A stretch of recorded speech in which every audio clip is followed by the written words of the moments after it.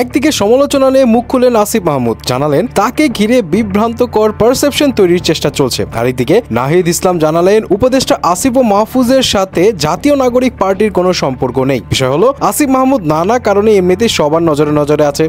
এখন আবার তার সাবেক পার্সোনাল সেক্রেটারির শত কোটি টাকার দুর্নীতির কারণে দেশ ত্যাগের নিষেধাজ্ঞার পর আসিফ মাহমুদকে নিয়েও অনেকে দাবি করছে যে তার ব্যাপারেও তদন্ত করা উচিত। কারণ ঘুরে ফিরে আসিফ মাহমুদের পাশের মানুষই কেন এরকম অনাকাঙ্ক্ষিত বিষয় জড়িত হচ্ছে, এই পয়েন্টটা তোলা হচ্ছে। এর পিছের রিজন কয়েক মাস আগে তার বাবার নামেও কিন্তু রিপোর্ট উঠেছিল তিনি বিশাল একটি ঠিকাদারের কাজ পেয়েছেন আসিফ উপদেষ্টা হওয়ার পরে আসিফ জানায় তিনি এই ব্যাপারে কিছু জানতেন না এবং তার বাবাকে কেউ একজন উল্টো পাল্টা বুঝে ঠিকাদারের কাজ নিয়েছে। যাই হোক, আসিফ মাহমুদ তিনি বরাবরের মতোই তাকে নিয়ে বর্তমান বিতর্ক নিয়ে মুখ খুলেছেন এবং তিনি তার ফেসবুক পোস্টে লিখেন, অভিযোগ ও গুঞ্জন উঠলে আমি নিজেই দুর্নীতি দমন কমিশনকে বিষয়টি অনুসন্ধানের অনুরোধ জানিয়েছিলাম। আমার সাবেক এপিএস সংক্রান্ত অনুসন্ধানে মন্ত্রণালয় সহ সংশ্লিষ্ট সবাইকে সহযোগিতা করতেও নির্দেশ দিয়েছি। তিনি আরো লিখেন, কেউ যদি দুর্নীতিতে জড়ায় সে যেই হোক না কেন রাষ্ট্রীয় আইন অনুযায়ী তার বিরুদ্ধে ব্যবস্থা নেওয়া হবে। এটাই জুলাই গণ অভ্যুত্থান পরবর্তী বাংলাদেশের অঙ্গীকার। সাংবিধানিক প্রতিষ্ঠান সমূহের নিরপেক্ষতা ও পেশাদারিত্ব আমাদের নতুন বাংলাদেশের পথে